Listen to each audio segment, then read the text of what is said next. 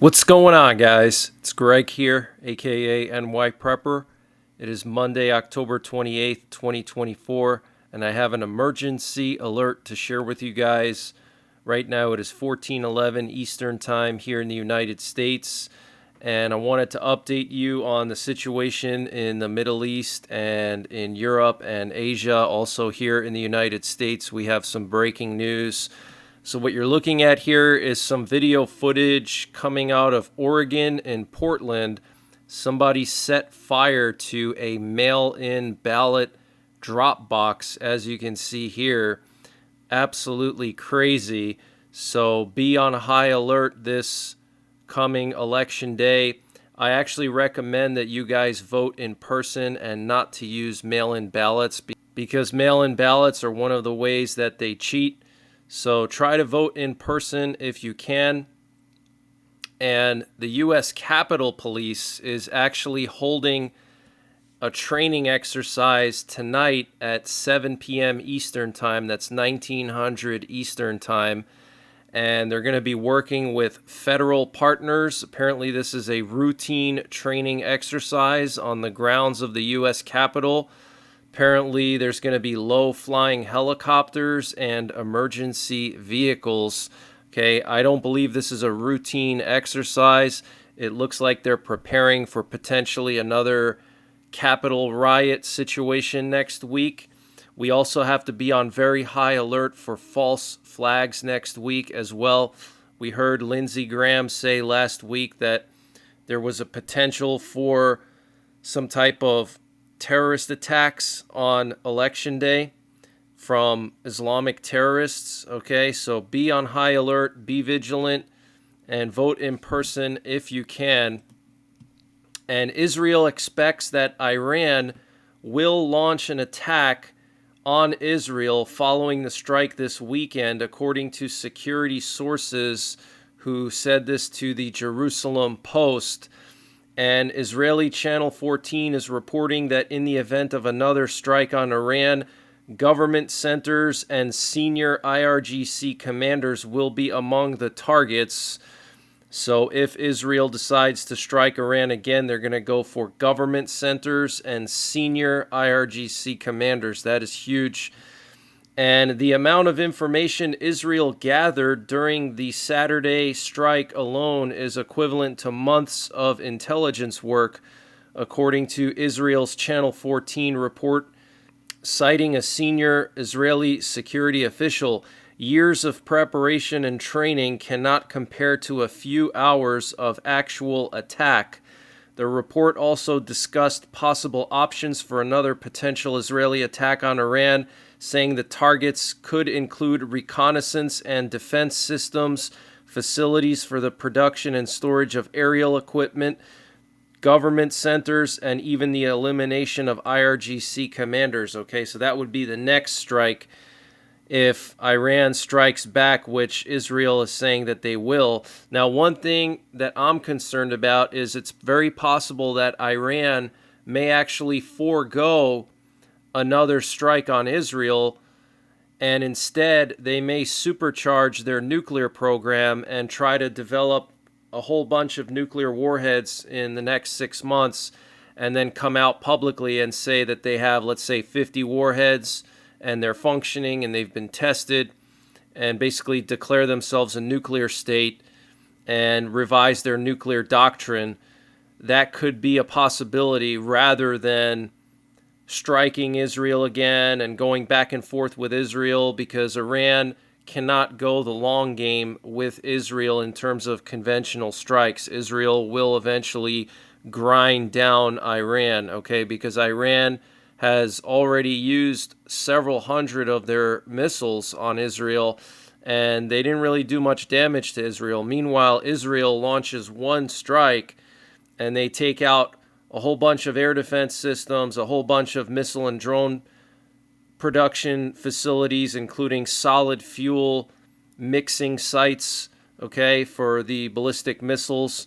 So maybe Iran is going to say, you know what, we don't want to get pounded by Israel again, and maybe it'll be more fruitful if we just focus on our nuclear program now and try to develop a whole bunch of warheads, store them in our mountains, and then come out and declare ourselves a nuclear state. If that happens, that's when we really have to be concerned, because number one, Iran has openly said that they want to nuke Israel. Number two, Israel is then going to really feel pressured to strike the nuclear sites, obviously. But the thing is, once they get those nuclear warheads, it's going to be too late. Okay, at that point, it's going to be very difficult to take out those warheads, because Iran is a mountainous country. You know, they have mountains over 7,000, 8,000 feet. The whole country is mountains, okay? And so they can hide those warheads anywhere, and it's going to be impossible for Israel to take them out, okay? So now is the opportunity for Israel to take out the nuclear program of Iran before they have those warheads and store them in the mountains. And Netanyahu said today in a speech that stopping the Iranian nuclear program is at the forefront of our minds, and for obvious reasons, I cannot share with you all our plans and actions in this regard. He also said Iran is striving to develop a stockpile of nuclear bombs to destroy us, equipped with long-range missiles, intercontinental missiles that Iran is trying to develop. Iran could threaten the entire world at any point. Wow, okay, so Netanyahu confirming that Iran's nuclear program is at the forefront of our minds. Now, one thing I think that we could see is that Netanyahu may wait for Trump to get elected, because Trump has openly said several times that he would strike the nuclear sites. So it's possible Netanyahu's just going to wait for Trump to get in, and then Trump and Netanyahu are going to team up and take out the nuclear sites, you know, shortly after Trump becomes president. It's very possible that Netanyahu's just waiting for that, because we know Biden doesn't want to do it. And about 600 missiles were launched towards Iran during Israel's strike on Friday night and Saturday morning. The deputy commander of the southwest headquarters of the Iranian army, Mohammad Mokhtari Far, said on Monday. So Israel launched 600 missiles, guys, okay?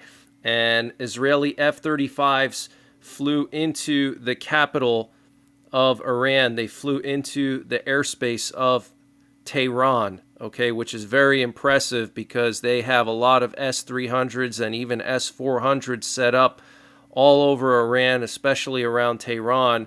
And the fact that Israel was able to fly into Tehran, the capital, and basically fly in undetected is huge, okay? So it shows that the F-35 is a very capable fighter jet and can penetrate these sophisticated air defenses. The S-300 and the S-400 are Russia's best air defenses. So basically, Israel just did a free test for NATO, okay, because NATO is switching over to F-35s from F-16s.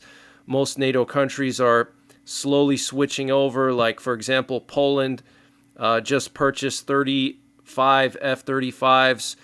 I think Finland just purchased a whole bunch. A lot of countries in Europe are switching to F-35, and the F-35 is also cleared for delivering the B-61 nuclear gravity bomb, which is in NATO stockpiles in 6 countries. It's part of the NATO nuclear weapons program. So basically, Israel did a free test of how the F-35 would perform against Russian air defenses. So very interesting results. And a power outage drill was held in different provinces of Iran on Sunday. The purpose of this drill was to evaluate and measure the readiness of critical and sensitive centers during power outages. So it sounds like Iran is preparing for more Israeli strikes, which could mean that they're going to strike Israel again. And Iranian media has begun promoting the idea of a response to Israel, and 3 unspecified Iranian officials told the New York Times that the IDF strikes have caused major alarm among Iranian leaders. And the Wall Street Journal, quoting an Israeli official, reported that all of Iran's air defenses are now out of service. Okay, so I don't know if I believe all of their air defense systems are out of service. I'm sure a lot of them are. But Iran is such a massive country, to take out all their air defenses, that would be a monumental task. But it looks like Israel basically paved the way for future strikes, including strikes on the nuclear program. And the Israeli Broadcasting Authority is reporting that the main building at the Ben Gurion International Airport in Tel Aviv will be closed to international flights starting from November until the end of March. Wow, that is very, very interesting. Any ideas why they would do that? Put it in the comments. And Air France announced another postponement of their return to Israel, this time until November the 5th. So Air France postponing flights to Israel until November the 5th. Very interesting, because that's election day here in the U.S. And the British Maritime Authority said that there were 2 explosions 14 nautical miles southwest of Dubab, Yemen. So some kind of attack maybe by the Houthis today. And Putin said that Russia's defense ministry is currently working out a strategy on how to respond if the West helps Ukraine strike deep inside Russia with long-range missiles. He said the defense ministry will offer a range of responses. So that is very, very concerning. And NATO has confirmed that North Korean troops are now in the Kursk region of Russia to help Russia fight against Ukraine. If you remember, Kursk is the part of Russia that Ukraine has invaded, and Russia is not able to kick out the Ukrainians, so now they're using North Korean troops as cannon fodder to try to deplete the Ukrainians. And I would not be surprised if Putin even nukes his own territory in Kursk with very low yield tactical nukes to get rid of the Ukrainians. And there will be no new restrictions on Ukraine's use of American weapons if North Korea joins the war, according to the Pentagon. This was reported today by Reuters. So Reuters is saying that the Pentagon threatening to remove restrictions on American weapons if North Korea joins the war. So you see how it's escalating now. And Russia is apparently transporting North Korean troops to the front lines in civilian trucks, according to Ukraine's military intelligence. And NATO chief Mark Rutte said on Monday that the deployment of North Korean troops to Russia to bolster Moscow's war effort in Ukraine was a sign of Russian President Vladimir Putin's desperation. He said the deployment of North Korean troops to Kursk is also a sign of Putin's growing desperation. The deepening military cooperation between Russia and North Korea is a threat to both the Indo-Pacific and Euro-Atlantic security, he added, speaking at a press conference in Brussels. And Chinese state-affiliated hackers have collected audio from the phone calls of U.S. political figures. Those whose calls have been intercepted include an unnamed Trump campaign advisor. This was reported by the Washington Post. And Washington Post owner Jeff Bezos has reportedly given the newspaper a mandate to add more conservative opinion writers to the paper. Very interesting. And the Pentagon is estimating that about 10,000 North Korean soldiers were deployed to train in the Kursk region of Russia. Want to just share some flights with you guys. What you're looking at here are 2 British Eurofighter Typhoon fighter jets and 2 British aerial refuelers that were airborne near the border of Syria and Iraq. This was last night. They all took off from Cyprus. Very interesting. We had a ton of reconnaissance activity in the Baltic again. Here we have a P-8 Poseidon sub-hunter that was doing hundreds of loops off the coast of Poland, Lithuania, and Kaliningrad, keeping an eye on the Russian province of Kaliningrad here. It was also accompanied by an aerial refueler, so very unusual to have a P-8 Poseidon and an aerial refueler in the Baltic Sea here. They were up for hours, guys, so something's brewing over there. We also had a bunch of C-17 Globemasters fly to and from Lithuania.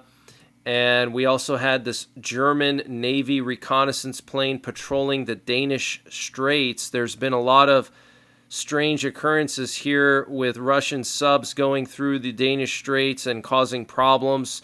So they're monitoring this area now. We also had this strange VIP plane from the U.S. Air Force leave Manaus in the Brazilian Amazon, which is a tiny city in the middle of the Amazon. There is a CIA base over there, so this is pretty unusual and very concerning. We also had several aerial refuelers and heavy cargo planes go down to the Middle East last night. We had 3 K-46 Pegasus planes. We had a C-5 Galaxy, which is the heaviest cargo plane in the military. And we also had a C-17. All of them went down to the Middle East last night. So it looks like things could flare up again very soon. But that's the latest breaking news that I have. I wanted to just give you this update. Looks like things are heating up in Ukraine. And we have the election next week. I will be covering the election live. I will be live all day and all night on election day. So be on the lookout for that. I have my 24/7 stream live right now, monitoring the nuclear forces with my radio that I have here at my compound. And also follow me on Telegram and Twitter. The links to my Telegram and Twitter are in the description below this video. I post all my updates over there. So if you follow me there, you'll never miss an update. Sometimes YouTube doesn't send out notifications, and sometimes I post some extra stuff to those accounts as well. But I might be back later on tonight.